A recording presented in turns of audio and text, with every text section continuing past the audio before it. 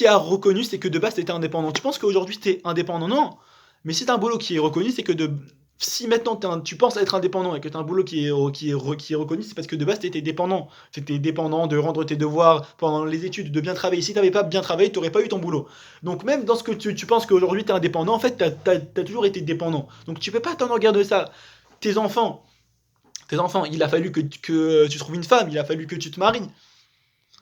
Et plus tard. Et donc tu peux pas dire ah ça c'est mes enfants. Non, si t'avais pas rencontré ta femme, t'aurais pas eu d'enfants. Même si tu t'es marié avec une autre femme, t'aurais pas eu exactement cet enfant-là. Donc ouais, même les choses, on se sent indépendant, c'est à nous. En vrai, on a été dépendant de base pour les avoir. Donc on peut même pas s'enorgueillir de ça. Et même si on a une importance, c'est-à-dire même quelqu'un qui a bon ok des fois il y en a qui ont peu et qui sont très orgueilleux, mais même ceux qui ont beaucoup, c'est-à-dire ceux qui ont beaucoup, ils n'ont pas besoin de s'en enorgueillir, de dire j'ai ça, non, t'as pas besoin. Même si tu as vraiment une importance, et on a une importance dans ce monde. Ce que je suis en train de dire là depuis le début du cours, c'est pas qu'il faut qu'on se sente comme des extréments, non. Ce qui, on a une importance. Déjà, en tant que juif, on a une importance dans toute l'histoire. En tant que peuple juif, en tant que membre de ce Ham Israël-là. Mais même si tu as une importance, il ne faut pas que tu penses que l'importance, elle est pour toi. Non, l'importance, elle est pour quelque chose de plus grand que toi, pour amener le monde à sa réparation. Il y a dans Michelet toujours le prophète Salomon dans ses proverbes qui dit Sonné matanot, qui est celui qui haït les cadeaux, il vivra. Pourquoi? Parce que c'est exactement cette notion-là que j'ai commencé à essayer de vous faire passer, c'est que quand tu reçois un cadeau, bah, tu deviens dépendant. Quand on te donne, bah, là, tu deviens dépendant. C'est pour ça qu'on te dit que celui qui ne reçoit pas de cadeau, c'est lui qui va vivre parce que vraiment, il pourra vivre de façon indépendante. Donc, c'est l'idée que j'essaie de vous faire repasser. C'est que même toutes les choses aujourd'hui que tu penses que c'est de toi et que tu dépends de personne, tu as été dépendant de base pour les avoir. Donc, pourquoi tu t'enorgueillis de ça? Il faut essayer de se rendre compte. Il y a les philosophes des autres nations qui disent je pense donc je suis. Tu n'es pas. Il n'y a personne qui est. La seule personne qui a été capable de dire Anochi, je suis, c'est Dieu. La seule personne qui est, c'est Dieu. Toi, tu n'es pas. Il faut se dire vraiment, je ne suis pas, je sers à quelque chose. Moi, je ne suis pas juste un moyen pour arriver à quelque chose. Quelqu'un qui est, c'est-à-dire qu'il est pour lui-même. Nous, c'est faux. On n'est pas là pour nous-mêmes. On est là pour réparer le monde, pour élever le Ham Israël, pour élever le peuple juif. Et on est là parce que Dieu a bien voulu qu'on soit là. On n'est pas de nous-mêmes, entre guillemets. On n'est pas de notre propre initiative. Donc, on n'est pas. Le seul qui est, c'est Dieu. Et non, on doit. Enfin, encore, comme je l'ai dit, je ne suis pas, je sers. Je sers à quelque chose. Et une fois que tu as ça dans la tête, tu peux pas éprouver de l'orgueil. On voit qu'il y a une histoire avec Hillel Azaken, avec Hillel l'ancien dont on a parlé tout à l'heure. Il y avait une personne comme ça qui était très très orgueilleux à son époque, et il avait toujours besoin pour marcher dans la rue. Vraiment, c'était devenu un besoin pour lui qu'il y ait quelqu'un qui marche devant lui et qui annonce son nom. Poussez-vous, il va arriver derrière moi. Il avait besoin. Un jour, cet homme-là avait personne pour lui faire ça, pour marcher devant lui dans la rue et l'annoncer, dégager le passage pour lui, son Altesse, tout ça. Et il est là, Zaken, il a vu ça. Qu'est-ce qu'il a fait? C'est lui qui s'est mis devant lui. Il s'est mis devant cette personne-là pour faire ce boulot-là. Il est là, Zaken, un des plus grands personnages de toute l'histoire, un des plus grands Tanas, c'est un des plus grands maîtres de la Mishnah, de l'époque de la Mishnah.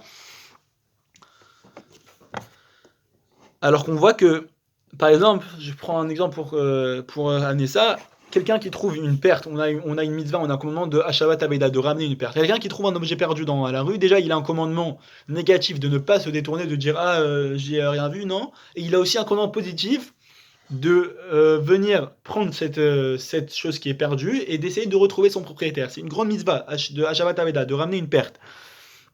Et on te dit que les grands sages qui sont vraiment les grands sages qui représentent vraiment la Torah pour tout le peuple juif, ils sont a priori dispensés de cette mitzvah là parce que c'est pas de leur honneur, c'est pas de leur kavod d'aller chercher, d'aller toquer à toutes les portes, est-ce que c'est à vous, est-ce que c'est à vous, est-ce que c'est à vous.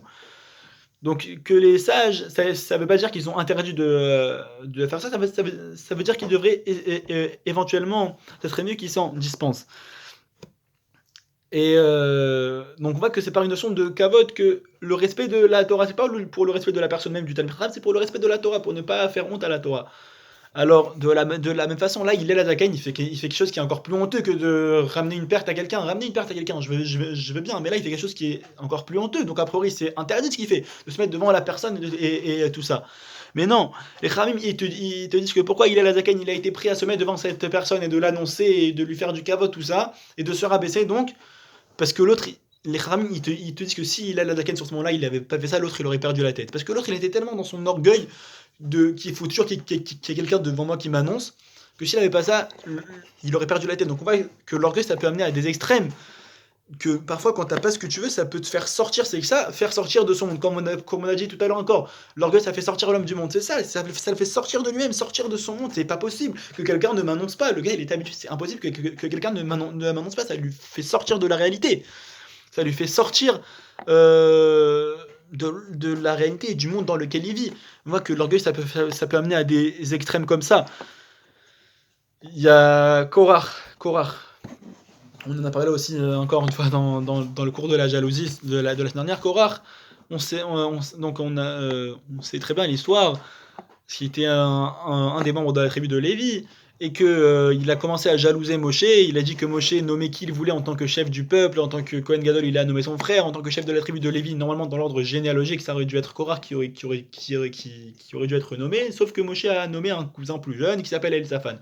Korach, il voit ça, il commence à pas trop apprécier ça. Pourtant, on voit que Korach, c'était pas n'importe qui. Tout le temps, on parle Korach, c'est un rachat, ça. Korach, c'était pas n'importe qui. Korach, les initiales qu'on dit dans le Mizmor de Shabbat, dans le psaume qu'on lit le vendredi soir et même le samedi matin, Mizmor Shir Yom Shabbat, là-bas écrit Tzadik Katamar Ifrach.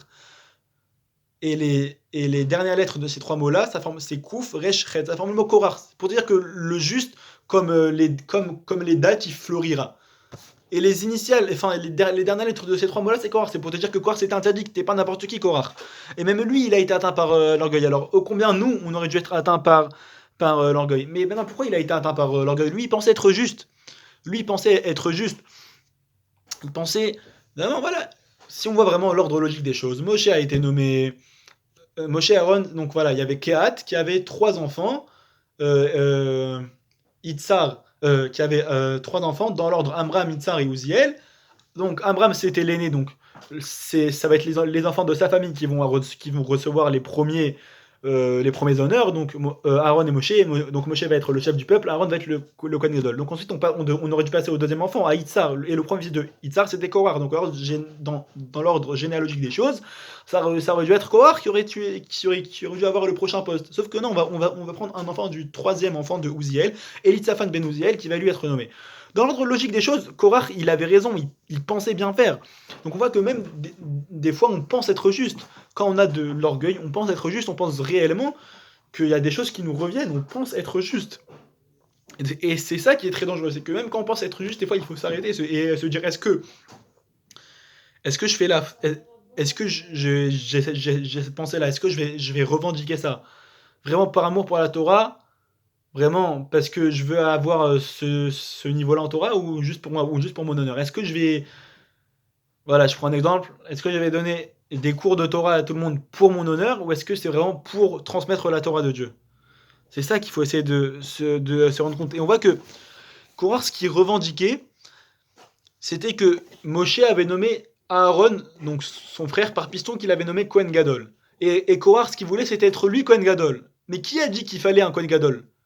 C'était Dieu, donc Dieu a transmis la Torah à Moshe, donc Moshe a annoncé au peuple, bah, Dieu veut qu'il y ait un Kohen Gadol. Donc si toi tu ne crois pas en Moshe, donc pourquoi tu crois qu'il faut un Kohen Gadol? Donc pourquoi tu vas revendiquer un Kohen Gadol? Donc en gros, Korach, il revendique quelque chose, il revendique quelque chose qui est annoncé comme un commandement par quelqu'un qui ne croit même pas. C'est-à-dire que c'est complètement illogique. L'orgueil peut t'amener à des choses illogiques parfois. Tu ne vas pas croire en quelque chose, mais comme c'est un poste, tu vas le vouloir. Donc il a revendiqué quelque chose qui a été dit par quelqu'un en qui il ne croyait même pas. Je crois que l'orgueil, des fois, ça t'amène à être complètement faux, complètement incompréhensible. On voit qu'il y a aussi Aaron. Aaron à Cohen que lors de l'inauguration du Mishkan, pardon, lors de l'inauguration du tabernacle, chaque chef de tribu, les 12 premiers jours, chaque chef de tribu ont apporté un sacrifice. Chaque jour, un chef de tribu, donc pendant 12 jours. Aaron, lui, il n'a pas amené de sacrifice. Qu'est-ce qu'il a fait, Aaron? Il a pas dit c'est honteux, moi je suis le Kohen Gadol, je suis censé être la personne la plus importante du peuple, et moi j'amène pas de sacrifice. C'est honteux. Non, qu'est-ce qu'il a dit? Il a écrit qu'il a eu de la peine de ne pas être, de ne pas faire partie de ça. Il n'a pas dit comment ça me revient pas, non. Il a juste dit, tiens, j'aurais bien aimé approcher un sacrifice à Dieu pour faire la volonté de Dieu. Maintenant, Dieu ne m'a pas choisi, c'est pas grave. C'est ça, la différence, elle est très très fine. Des fois, des fois, tu dis oui, mais c'est bien d'envier quelqu'un pour la Torah, comme on l'a dit dans le cours sur la jalousie de la semaine dernière. C'est bien d'envier quelqu'un pour avoir son niveau en Torah, mais la limite, elle est très très fine. Est-ce que tu dis je vais avoir son niveau en Torah juste pour que tout le monde te respecte et te dise ouais, combien t'es chacham, combien t'es sage, ou est-ce que tu veux vraiment ça pour accomplir la volonté de Dieu? Et en général, c'est la première option qui est la vraie. Donc il faut faire vraiment attention à ce qu'on aspire et à ce qu'on ressent. Et quel mérite il a eu Aaron de ne pas avoir réagi, même en son cœur, de ne pas avoir dit ah c'est honteux, je suis Kohen Gadol et moi j'ai même pas et moi j'approche même pas un sacrifice. Il a écrit que par ce mérite-là, Dieu lui a donné le commandement de la menorah, que tous les matins et tous les soirs Aaron allait s'occuper de la menorah, qu'il nettoyait l'huile, qu'il rallumait la menorah. La menorah c'est un srout énorme. C'était une des plus grandes choses qui était faite dans le temple. Un des plus grands services de Dieu, c'était l'allumage de la menorah. L'histoire de Caïn et Ével, pour aborder une autre facette de l'orgueil. On sait très bien, Caïn et Ével ont fait un sacrifice, le sacrifice de Ével a été accepté, le sacrifice de Caïn a été accepté. Caïn va tuer son frère Ével, puisque son sacrifice n'a pas été accepté par rapport à celui de son frère. C'est quoi ça? Quand Caïn il tue Ével, c'est quoi? Qu'est-ce qu'il dit à Dieu? Il dit que moi j'ai fait le top de moi-même, donc moi je suis sûr de moi, c'est Dieu qui a mal choisi. C'est Dieu qui a mal choisi et qui s'est trompé. C'est ça qu'il dit Caïn, Chas Shalom. Alors que, donc il va remettre Dieu en cause, entre guillemets, au lieu de se remettre lui-même en cause. Pourquoi Caïn il a pas dit, ah, peut-être que j'ai pas apporté ce que Dieu voulait, peut-être que j'ai apporté pas les meilleurs fruits de mon champ, peut-être que j'ai un petit peu négligé, peut-être que j'avais pas les bonnes cavanotes. Non, il va tuer Evel, il remet la cause sur Dieu, entre guillemets, Chas Shalom, il remet Dieu en cause au lieu de se remettre en cause lui-même. C'est ça qui est très grave. C'est ça qui est très grave, c'est que parfois, il faut se rendre compte que quand tu as de l'orgueil en toi et que tu penses que tu devrais être mieux que les autres, c'est que tu remets en cause Dieu, entre guillemets, au lieu de te remettre en cause toi-même. Pourquoi celui-là, il a plus d'honneur que moi? Si toi, tu sais que c'est Dieu qui l'a envoyé cet honneur, donc quand tu contestes ça, tu contestes Dieu, tu remets la décision de Dieu en cause. Remets-toi, toi, en cause. Pourquoi moi, j'ai pas cet honneur? Peut-être que moi, je respecte pas les autres. Peut-être que je fais trop de avérotes. Et que du coup, j'ai pas la même réussite que lui. Remets-toi, toi, en cause. On voit que Caïn, c'était ça qu'il a remis Dieu en cause et pas lui-même. Et on voit que avec le roi David, c'était un petit peu quelque chose qui était un petit peu opposé. Le roi David, lorsqu'il a ramené l'arche d'alliance à Jérusalem, il a écrit que sur tous les chemins, tout le peuple a fait des sacrifices et qu'ils ont joué des instruments et que le roi David a dansé, vraiment, voilà, c'était le roi d'Israël, et il a dansé, dansé, dansé sur toute la route devant l'arche d'alliance en l'honneur de Dieu. Il y a Michal, qui était la fille du roi Shaoul, qui était aussi une des femmes du roi David, qui a regardé par la fenêtre et qui a dit en voyant le roi David comme ça, quoi, c'est ça un roi d'Israël qui se met en spectacle devant tout le peuple? Donc Michal, elle a pas compris c'était quoi, mais David, il avait compris que il n'est pas roi d'Israël pour lui, il n'est pas roi d'Israël pour être roi d'Israël, il est roi d'Israël pour accomplir la volonté de Dieu. Donc il s'en fout de son titre entre guillemets, si c'est pour danser devant Dieu, pour danser en l'honneur de l'arche d'alliance, en l'honneur des tables de la loi, il s'en fout. Il s'en fout, c'est ça que David il avait compris. C'est que tous les honneurs qu'il a dans ce monde, c'est pas pour lui-même, c'est pour accomplir une mission. C'est pour accomplir une mission. Et c'est ça qu'il faut qu'on se rende compte nous aussi. Une des façons de travailler sur notre orgueil, c'est par les enfants. C'est par nos enfants. Un enfant, c'est une des créatures les plus ingrates qui existent. Un enfant, tu vas te lever depuis qu'il est né, toutes les nuits, pour lui faire son biberon, pour lui changer la couche. Et ensuite, une fois qu'il va grandir, il va te faire des caprices au supermarché, des caprices, il va pleurer. Des fois, tu vas lui faire un bon repas, il va dire j'aime pas ça, j'aime pas ça. Un enfant, tu vas tout faire pour lui, il va rien te rendre, au contraire, il va être ingrat. Et pourtant, tu vas pas dire est-ce que ça c'est l'honneur qui me revient? Non, tu vas continuer, continuer, continuer. Par exemple, c'est un exemple que le Rav Yonatan Ben Chetrit il ramène, qui te dit quand les enfants ils sont sales. Par exemple, quand les enfants ils sont sales, bon, des fois, le mari il dit à la femme, ah non, quand il a fait caca dans sa couche, c'est toi qui vas le changer. Pourquoi? Quand il a fait caca dans sa couche, c'est pas à toi d'aller changer, ça aussi c'est un petit peu de l'orgueil. Ça aussi c'est un petit peu de l'orgueil. Non, quelqu'un qui va vraiment venir essuyer son fils, le nettoyer, le chouchouter, tout ça, même quand il est sale et qu'il est malade ou autre chose, alors ça, il va pouvoir apprendre de ça pour l'orgueil. De la même façon que toi, tu vas te rabaisser, c'est rabaissant. Imagine, tu croises un gars dans la rue et que tu lui que tu l'essuies. C'est rabaissant. Non, mais pourtant, pour ton fils, tu vas le faire pourquoi? Par amour. Tu vas être prêt à te rabaisser par amour. Donc, quand toi, donc ça montre qu'on est capable de se rabaisser devant quelqu'un. Maintenant, on n'est pas capable de se rabaisser devant n'importe qui. C'est sur ça qu'il faut qu'on travaille. Prendre cet exemple-là de nos enfants qu'on est prêt à se rabaisser, évidemment qu'il y a un respect des parents à avoir, donc, mais que dans certaines choses, on est prêt à se rabaisser par amour pour l'enfant. Alors de la même façon, il faut qu'on aime, il faut qu'on aime notre prochain comme nous-mêmes. Tu dois te rabaisser devant l'autre.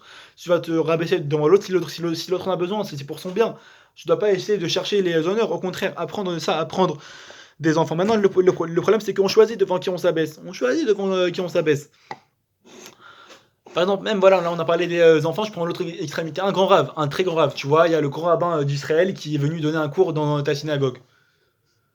Il va dire un truc, toi tu vas pas te lever, ouais c'est n'importe quoi, moi j'ai pas entendu ça. Le grand rabbin d'Israël, tu vas t'asseoir, tu vas te taire. Si c'est un copain à toi qui va donner un cours, un mec que t'aimes pas trop, tu vas le faire, c'est n'importe quoi ce que tu dis, moi j'ai entendu le contraire, je te crois pas, tout ça, d'où t'as pris tes sources. C'est ça c'est de l'orgueil, c'est-à-dire que, ok, t'as conscience que le rabbin d'Israël il est plus haut que toi, bon, parce que quand même ça c'est une extrémité, celui qui a pas conscience de ça, il a un problème, mais que ton prochain pour toi il est pas tellement supérieur à toi. On choisit devant qui on s'abaisse. Maintenant, comme on a dit tout à l'heure, l'orgueil ça repousse Dieu, ça repousse la présence divine. Pourquoi? Parce que quand toi tu as de l'orgueil, donc tu prends toute la place. Quelqu'un qui a de l'orgueil, il prend toute la place, comme ça il prend tout ce qu'il y a en lui. Il prend toute la place qui est en lui, donc tu ne laisses pas de place à Dieu. Comment tu veux que Dieu réside en toi si toi tu prends déjà toute la place? Si toi tu veux que Dieu réside avec toi et qu'il t'aide dans tous tes ignanim, dans toutes tes affaires, il faut que tu te retires, que tu fasses de la place à Dieu. Et que Dieu réside avec toi.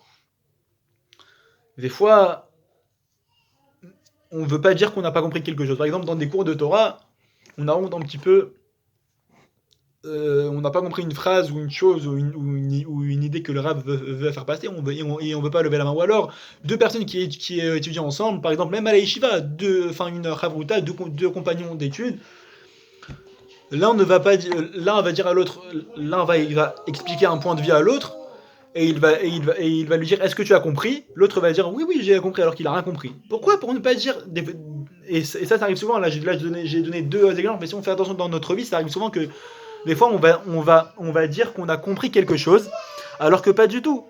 Pourquoi on dit que oui j'ai compris? C'est bête, si t'as pas compris, bah tu perds cette information. Pourquoi tu dis que t'as compris? Juste par orgueil, pour ne pas dire ah j'ai pas compris. Peut-être que je suis un peu moins intelligent que la personne en face de moi. Tout ça, c'est uniquement par orgueil. Et l'orgueil, ça amène des catastrophes énormes. L'orgueil, déjà, tout ce qu'on a cité, on voit tout le mal que ça fait l'orgueil, mais l'orgueil, ça amène vraiment des catastrophes énormes. Pourquoi on dit, à la fin de l'Amida, à la fin du Birkat, au Shalom Bimromav, qui fait la paix dans ses hauteurs, dans les cieux? Est-ce qu'il y a une guerre dans le ciel? Dit qu'il fait la paix sur la terre. Ok, on dit il fait la paix dans les cieux et qu'il fasse la paix en bas. Mais pourquoi tu dis il fait la paix dans les cieux? C'est sur la terre, c'est en bas qu'il y a des guerres entre les nations, entre les hommes. Pourquoi en haut? Il y a quelle guerre en haut? Il y a pas. Qu'est-ce qu'il y a? C'est la guerre des étoiles. Il y a quoi? Il y a. Il y a. Dans le traité de Rosh Hashanah, il y a écrit que les constellations, par exemple, les mazalim, ce qu'on appelle les mazalim et l'horoscope, tout ça, c'est quoi en fait? C'est vraiment la forme des étoiles dans le ciel, ça existe vraiment, qui vont former, par exemple, la forme d'un bélier ou d'un taureau. Et ça va être ça, les mazalim, les astres et les horoscopes qu'on va pouvoir appeler. Et on dit, dans le traité de Rosh Hashanah, il y a écrit que lors de la génération du déluge, puisque toutes les créatures qui étaient présentes lors de la génération du déluge avaient changé leur nature, et écrit qu'ils s'accouplaient de façon homosexuelle, qui s'accouplaient avec des animaux, qui faisaient de l'inceste, des choses extrêmement graves. Et donc ils avaient vraiment changé la nature de l'homme, et écrit que même les animaux entre eux s'accouplaient des espèces aucun rapport. Et on voit que que toute la création avait changé sa nature. Donc Dieu, qu'est-ce qu'il a fait? Lui aussi, il a changé la création. En répondant à ça, il écrit qu'il a pris qu'il a retiré 2 étoiles des constellations et que c'est ça qui a permis le déluge, qui a permis le désordre dans le monde, la destruction du monde. Donc on voit que la paix, en fait, la paix, ça fait référence à l'ordre. C'est que quand il y a de l'ordre, qu'il y a de la paix. Par exemple, suite à une guerre, les États vont vouloir faire des traités de paix. Et en général, qu'est-ce qui va être scellé par les traités de paix? C'est que on va décider quel territoire appartient à quel pays, quel territoire appartient à quelle puissance. Et une fois qu'on aura bien défini cet ordre-là, qu'est-ce qui appartient à qui, alors c'est là qu'il y aura la paix. C'est là qu'il y aura le shalom. Et donc on voit que c'est ça en fait, le shalom, la paix, c'est l'ordre. Et comment tu atteins l'ordre? En s'effaçant. Quand il y a des traités de paix, les deux États ils font des compromis. Et donc, si toi tu vas avoir la paix dans ta vie, déjà la paix avec tes prochains et la paix avec Dieu, il faut que tu t'effaces. Déjà, la paix avec Dieu, il faut que tu t'effaces, enlever ta volonté devant sa volonté. Ça aussi, ça fait partie des Birkei Avot. Et donc, enlever ton orgueil de devant Dieu, tu t'effaces pour faire la paix. Avec tes prochains, tu t'effaces pour avoir la paix avec les prochains. Il faut vraiment s'effacer. On dit Ezeu Mechoubad, encore dans les Birkei Avot qu'on a lu ce Shabbat là qui vient de passer, qui est respectable? Amechabed et Taberiot, celui qui respecte les créatures. C'est ça, c'est exactement ça. Si toi, tu vas respecter les créatures, que tu vas être prêt à retirer de ton orgueil, alors pour faire la paix, alors c'est là qu'au contraire on va plus te respecter. C'est comme j'ai dit, si toi tu vas poursuivre le kavod, poursuivre les honneurs, l'honneur va te fuir. Si toi tu vas fuir l'honneur va te suivre. C'est exactement ça. Et il faut se rendre compte que parfois Dieu il nous a donné du kavod à nous, c'est-à-dire des choses qu'on pourrait utiliser pour se faire de l'honneur. Parfois il nous a donné une bonne mémoire, une bonne intelligence, ou alors un bon sens des affaires, ou alors une beauté corporelle, une beauté physique.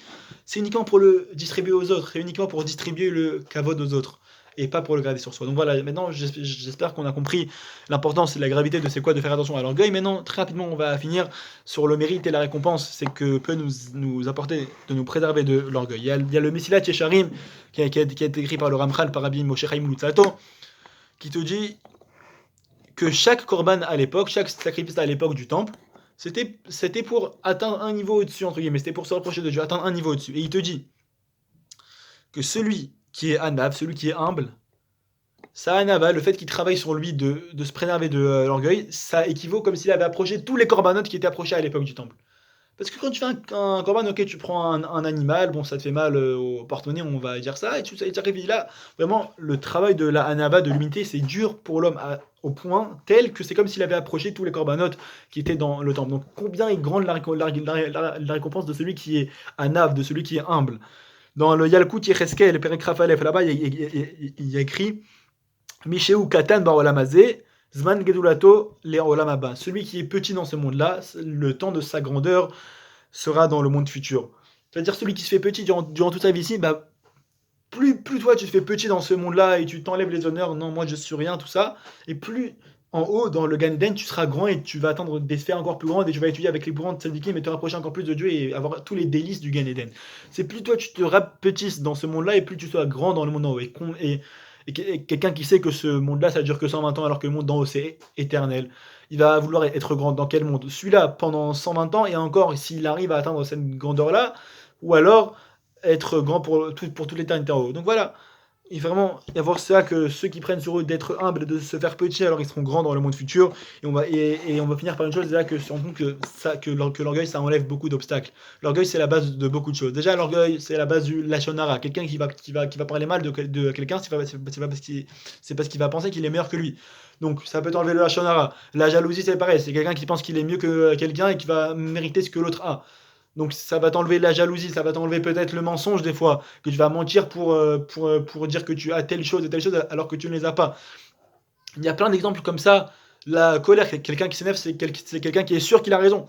Donc on voit que l'orgueil, c'est à la base de beaucoup de choses, et que si on commence par travailler sur l'orgueil, ça va nous préserver de beaucoup de fautes et de beaucoup de mauvais comportements, et que si Dieu veut, par ce mérite-là, de notre travail sur l'orgueil, Dieu nous envoie la meilleure des bénédictions avec la venue de la délivrance et de Mashiach, Bekarov et Rev Tov.